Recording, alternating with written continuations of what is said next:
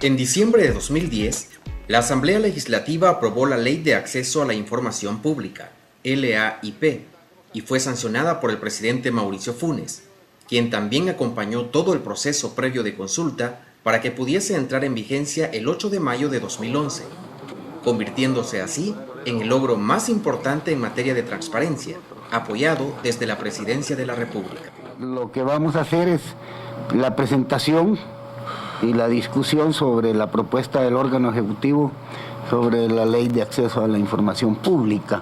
Es un compromiso programático del presidente de la República, Mauricio Funes. Por lo tanto, en demanda a ese compromiso, lo que aquí se va a presentar es la propuesta del órgano ejecutivo a la Ley de Acceso a la Información Pública.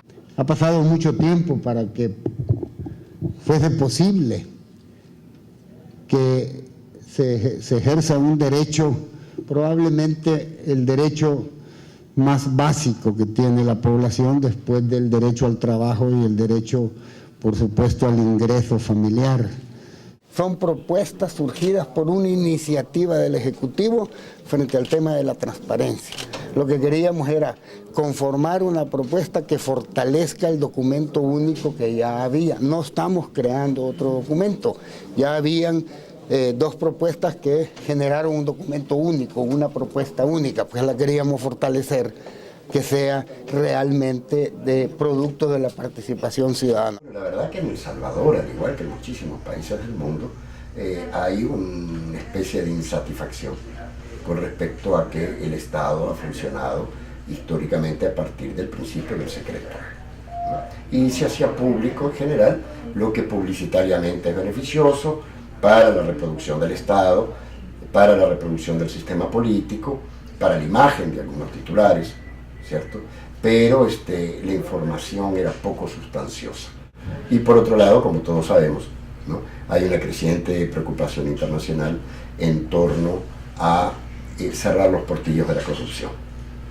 Y lógicamente hay un entendimiento de que si la información es más amplia, ¿no?, lógicamente hay menos espacio para hacer actos indebidos en lo que toca a la administración pública. Lo más importante en términos de políticas de Estado es tapar portillos de corrupción. Es decir, mire, lo digo con toda tranquilidad y con toda propiedad. Es decir, que la corrupción no sea la normalidad en nuestro gobierno, sino que sea lo anormal.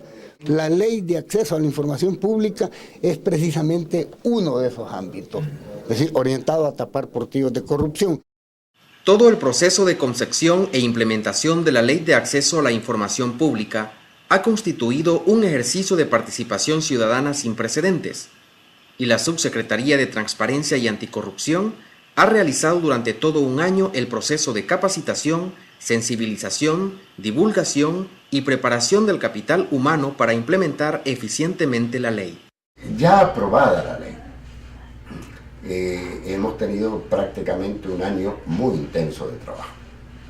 Se planteaba en su momento si el Estado estaba preparado para implementar una ley de este tipo, y la respuesta es que evidentemente no. Nadie está preparado para hacer lo que nunca ha hecho.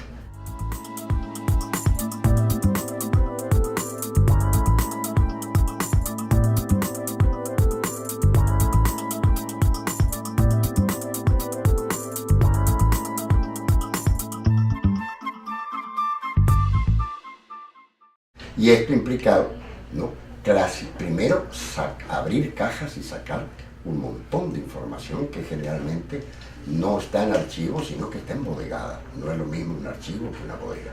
En segundo lugar, clasificar de acuerdo a los contenidos de la ley cuál es la información oficiosa, cuál es la información que puede ser requerida por la ciudadanía, pero también cuál es la información reservada y confidencial, y justificar y respaldar adecuadamente por qué se reserva determinada información, de tal forma de que esto no sea una decisión discrecional esto implicó abrir más de 80 oficinas de acceso a la información.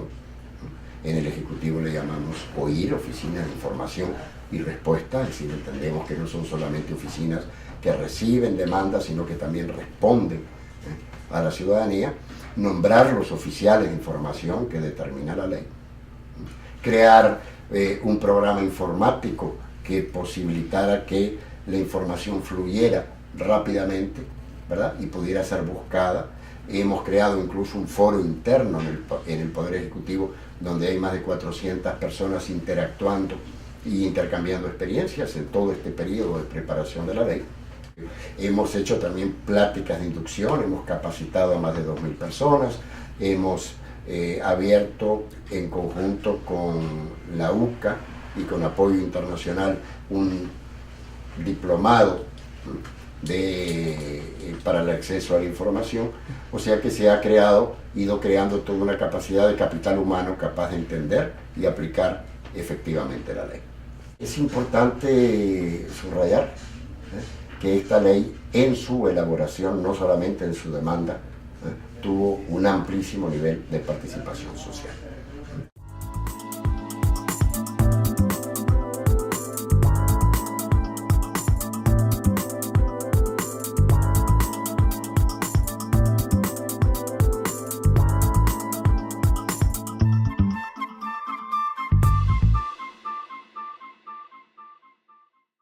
Realmente esta ley es un ejemplo, creo yo, ¿no?, para la elaboración de otras leyes en el país, en cuanto a cómo elaborar una ley con amplios niveles de participación ciudadana.